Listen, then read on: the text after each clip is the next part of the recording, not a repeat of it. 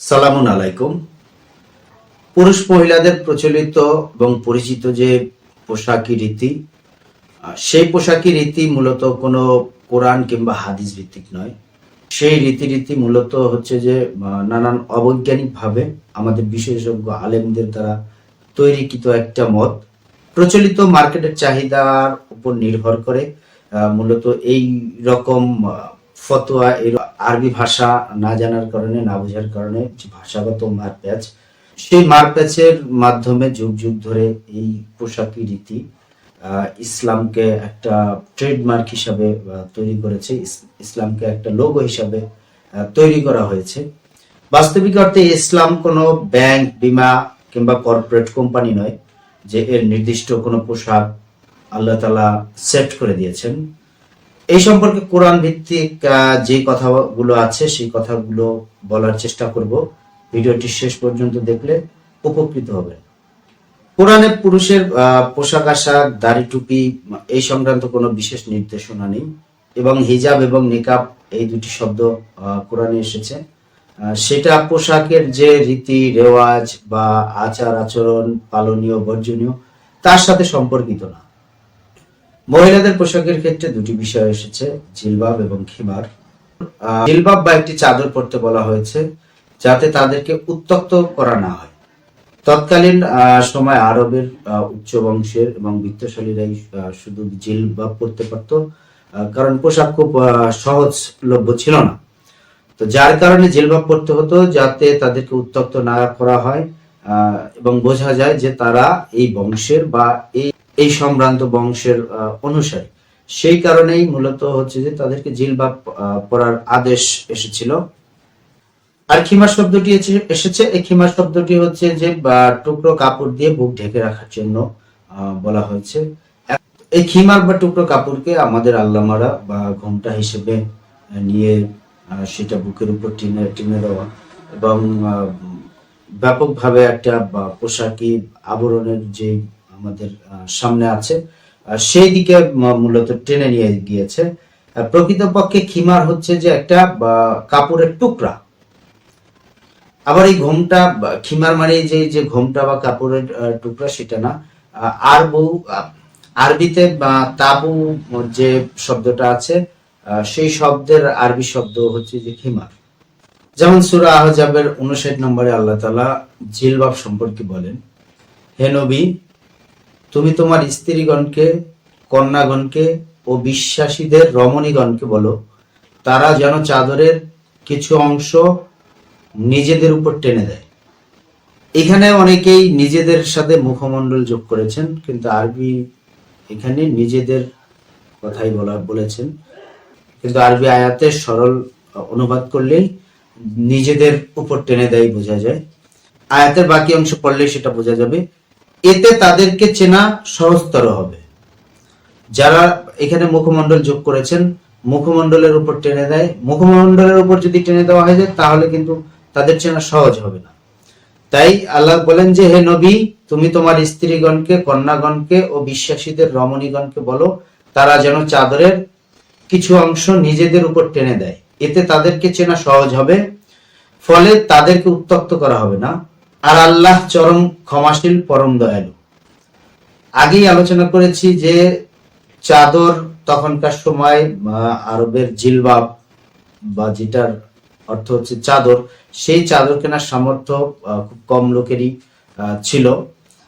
তো যারা সেই চাদর কিনতে পারত তারা যেন সেই চাদরকে কিছু অংশ টেনে দেয়। এই কারণে টেনে দেয় যে তাদেরকে উত্ত্যক্ত করা হবে না, এই বলে যে তারা সম্ভ্রান্ত বা তারা ধনী পরিবারের, এইটা বোঝানোর জন্য। এরপর সূরা নূরের 31 নম্বর আয়াতে খিমার সম্পর্কে আল্লাহ যেটা বলেন, আর মুমিন নারীদেরকে বলো যেন তারা তাদের দৃষ্টিকে সংযত রাখে এবং তাদের লজ্জাস্থানের হেফাজত করে, আর যা সাধারণত প্রকাশ পায় তাছাড়া তাদের সৌন্দর্য প্রকাশ না করে। তারা যেন তাদের ওড়না দিয়ে বক্ষাদেশকে আবৃত করে রাখে। এই খিমার হচ্ছে যে ওড়না বা কাপড়ের টুকরা, তাদের ওড়না দিয়ে বক্ষাদেশ বুক আবৃত করে রাখে। আর তারা যেন তাদের স্বামী, পিতা, শ্বশুর, নিজেদের ছেলে, স্বামীর ছেলে, ভাই, ভাইয়ের ছেলে, বোনের ছেলে, আপন নারীগণ, তাদের ডান হাত যার মালিক হয়েছে, অধীনস্থ যৌন কামনা মুক্ত পুরুষ অথবা নারীদের গোপন অঙ্গ সম্পর্কে অজ্ঞ বালক ছাড়া কারো কাছে নিজেদের সৌন্দর্য প্রকাশ না করে। আর তারা যেন নিজেদের গোপন সৌন্দর্য প্রকাশ করার জন্য সজোরে পদচারণ না করে। হে মুমিনগণ, তোমরা সকলে আল্লাহর নিকট তওবা করো, যাতে তোমরা সফল কাম হতে পারো। এই আয়াতে যে খিমার বা ওড়না, সেটা দিয়ে বুক ঢেকে রাখতে বলা হয়েছে। নারীদের পোশাকের ক্ষেত্রে এই জিলবাব আর খিমার, এই দুটা শব্দই কোরআনে পাওয়া যায়। দুটো আয়াতে মূলত হচ্ছে সামাজিক নির্দেশনা, যার সাথে পাপ পুণ্যের কোনো সম্পর্ক নেই। নানান রকমের তথ্য উপাত্ত, নানান রকমের অনেক কিছু যোগ করে এই দুটো আয়াতের সাথে ব্যাখ্যা করে, ভুল ব্যাখ্যা করে, নানান রকমের ব্যাখ্যা করে বিভিন্ন রকমের ফতোয়া জারি করা হয়। তো ধর্ম আলোচনার ক্ষেত্রে হচ্ছে যে এই দুটো বিষয়কে মুখরোচক করে, এই দুটোকে খুব হাইলাইট করে প্রকৃত ধর্মের যে বিধিনিষেধ, প্রকৃত ধর্মের যে মেসেজ দেওয়ার কাজ, সেই কাজগুলো কিন্তু পিছিয়ে থাকে এই একটা আরবীয় সামাজিক বিষয়কে নিয়ে আলোচনা করাকে কেন্দ্র করে। প্রকৃত ধর্মের যে বিধিনিষেধ, সেই জিনিসগুলো কিন্তু অনেক সময় বাদ পড়ে যায়। তো পোশাক সম্পর্কে আল্লাহ তাআলা কি বলেছেন কোরআনে, সেই জিনিসটা আমরা দেখব। প্রকৃতপক্ষে পোশাক সম্পর্কে কি নির্দেশনা দেওয়া হয়েছে। পোশাক নিয়ে আল্লাহ তাআলা সূরা আরাফের 26 নম্বর আয়াতে বলেন, হে বনি আদম, আমি তোমাদের জন্য পোশাক অবতীর্ণ করেছি, যা তোমাদের লজ্জাস্থান ঢাকবে এবং যা সৌন্দর্য স্বরূপ। আর তাকওয়ার পোশাক, তা হচ্ছে উত্তম। এগুলো আল্লাহর আয়াতসমূহের অন্তর্ভুক্ত, যারা তাতে উপদেশ গ্রহণ করে। হে বনি আদম, এই বনি আদমের মধ্যে হচ্ছে যে নারী পুরুষ সবাই, আমি তোমাদের জন্য পোশাক অবতীর্ণ করেছি। অনেক যারা ধর্ম বিশ্বাস করে না, তারা ইদানিং দেখছি যে প্রশ্ন তুলছেন যে পোশাক আবিষ্কারের পরে, মানুষ পোশাক আবিষ্কারের পরে আল্লাহ পোশাক ফরজ করেছেন। পোশাক অবশ্যই ফরজ, সেটা আল্লাহ বলেছেন। আর এই আয়াতে কিন্তু আনঝালনা বলেছেন। যারা এই প্রশ্ন করেন যে মানুষ পোশাক আবিষ্কারের পরে আল্লাহ পোশাক ফরজ করেছেন, তাদের প্রশ্নের উত্তর অনেক বড় বড় আলেমরা অনেক সময় থকিয়ে যাচ্ছেন। সেক্ষেত্রে তাদের জন্য এবং যেই প্রশ্নদাতা তাদের জন্য বলছি, আনজালনা আর নাজঝালা শব্দ দুটোর মধ্যে শব্দগত পার্থক্য আছে, অর্থগত পার্থক্য আছে। এইটা হচ্ছে যে নাজঝালনা এবং আনজালনা সরাসরি আবিষ্কার, সরাসরি অবতীর্ণ, আবার হচ্ছে যে বাই প্রোডাক্ট হিসাবে অবতীর্ণ, সেই শব্দগত পার্থক্য আছে। সেটা আপনারা আরো অনেক বিস্তারিত খুঁজে দেখে নিতে পারবেন। তো এখানে আল্লাহ বলেছেন যে আমি তোমাদের জন্য পোশাক অবতীর্ণ করেছি, যা তোমাদের লজ্জা স্থান ঢাকবে এবং তার সৌন্দর্য স্বরূপ। লজ্জা স্থান ঢাকার কথা বলেছেন আল্লাহ। পোশাক সেটা নারী পুরুষ সবার, নারী পুরুষের আলাদা লজ্জা স্থানের কিছু পার্থক্য আছে, সেটা ঢাকার জন্য আল্লাহ তাআলা এর সাথে কি বলে দিয়েছেন, আর তাকওয়ার পোশাক হচ্ছে উত্তম। এই তাকওয়া কি? তাকওয়া হচ্ছে খোদাভীতি, প্রকৃত খোদাভীতি। বেশভূষার থেকে যে আল্লাহ ভীতি, আল্লাহ যে আরো আরো কথা বলেছেন, হুকুম করেছেন, সেই ভীতির অনুসরণ করা বা আল্লাহর প্রতি পূর্ণাঙ্গ আনুগত্য করাই হচ্ছে মূলত তাকওয়া। তো সেই তাকওয়া বা খোদা ভীতি হচ্ছে এই বেশভূষার তুলনায় ভালো। যে তাকওয়ার পোশাক, সেটা হচ্ছে যে আরো উত্তম। এগুলো আল্লাহর আয়াত সমূহের অন্তর্ভুক্ত, যাতে তারা উপদেশ গ্রহণ করে। পোশাক সম্পর্কে সুনির্দিষ্ট করে বলেছেন যে পোশাক লজ্জা স্থান ঢাকবে। এরপর আমরা হাদিস ভিত্তিক পোশাকি যে রীতি রেওয়াজ আছে তার সাথে একটু পরিচিত হব। একটা হাদিস আছে তাবরানি আসওয়াদ, তার হাদিস নাম্বার 3921। সেখানে হাদিসটি হচ্ছে, বিধর্মীদের অনুকরণের পোশাক পরিধান করা নাজায়েজ। যে ব্যক্তি অমুসলিমদের পোশাক পরবে সে আমার দলভুক্ত নয়। নবী করিম সাল্লাল্লাহু আলাইহি ওয়াসাল্লাম নাকি এমন কথা বলেছেন যে অমুসলিমদের পোশাক পরবে সে আমার দলভুক্ত নয়। কোরআনে একটা আয়াত আছে যেখানে সুস্পষ্টভাবে বলা হয়েছে যে বিষয়গুলোর আল্লাহ সুস্পষ্ট বিধান দেননি, সেখানে আল্লাহ তাআলা বলে দিয়েছেন যে হে নবী, আপনি আহলে কিতাবদের অনুসরণ করুন। আহলে কিতাবদের অনুসরণ করার কথা বলা হয়েছে, যে বিষয়গুলো সুস্পষ্টভাবে বলা হয়নি। তো তখন আল্লাহর প্রেরিত অন্যান্য কিতাবগুলোর যে অনুসরণ ছিল, সেই অনুসরণ যারা করত, তখনকার যারা আরব সহ মুসলিম বিশ্ব ছিল, তারও অধিকাংশ মানুষই আহলে কিতাব ছিল। সুস্পষ্টভাবে বলে দিয়েছেন। আর তাবরানী আসওয়াতে এরকম কথা বলেছেন।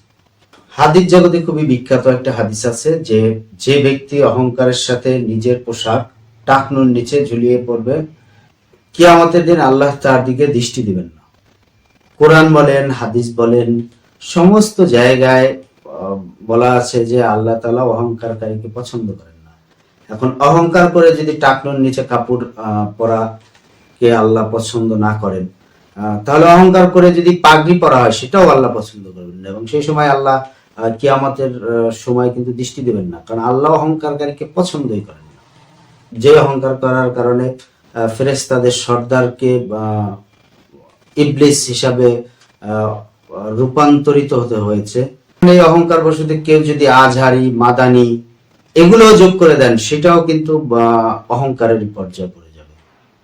তৎকালীন আরবে মূলত হচ্ছে যে বড় লোকেরা অহংকার করে হচ্ছে যে কাপড় ঝুলিয়ে পড়তো, যার কারণে অনেক মানুষ ছিল যাদের কাপড় যুক্ত না।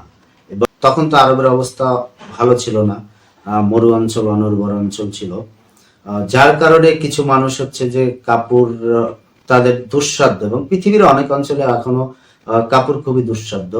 তো সেই কারণেই এইটা বলা হয়েছে যে যারা অহংকার বশত কাপড় ঝুলিয়ে পড়বে, সে তখন আল্লাহ কিয়ামতে দৃষ্টি দিবেন না।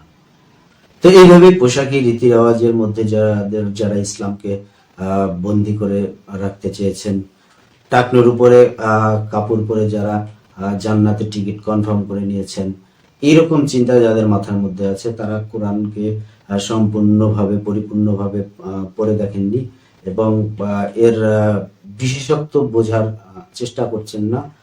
যদি কোরআনের দিকে পূর্ণাঙ্গ দৃষ্টি দেওয়া যায়, যদি কোরআনকে গভীরভাবে দেখা হয় এবং একেবারেই নিরপেক্ষ জায়গা থেকে, তাহলে আমাদের প্রচলিত অনেক রীতি রেওয়াজগুলো বাদ পড়ে যায়। খুবই জোর দিয়ে বলা যে হুকুম, সেগুলো আমরা এড়িয়ে যাচ্ছি। তো পোশাক মানুষের সামাজিক জীবনে খুবই প্রয়োজনীয় একটা বিষয়। আল্লাহ আমাদের উপরে পোশাক ফরজ করেছেন, কতটুকু পর্যন্ত আল্লাহ ফরজ করেছেন সেটা সুস্পষ্টভাবে বলে দিয়েছেন। প্রয়োজনের অতিরিক্ত যদি কারো সাধ্য থাকে, সেটা হচ্ছে যে যত ভালো থাকা যায় তা নিয়ে কোনো প্রশ্ন না করাই সবচেয়ে উত্তম।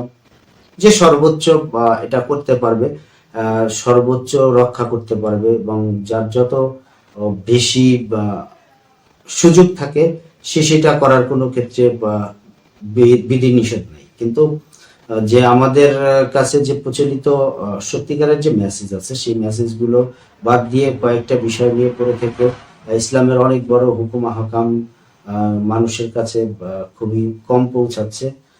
তো সেই ক্ষেত্রে আসলে আমার আলোচনাটি করা। ধন্যবাদ, সবাই ভালো থাকবেন। আসসালামু আলাইকুম।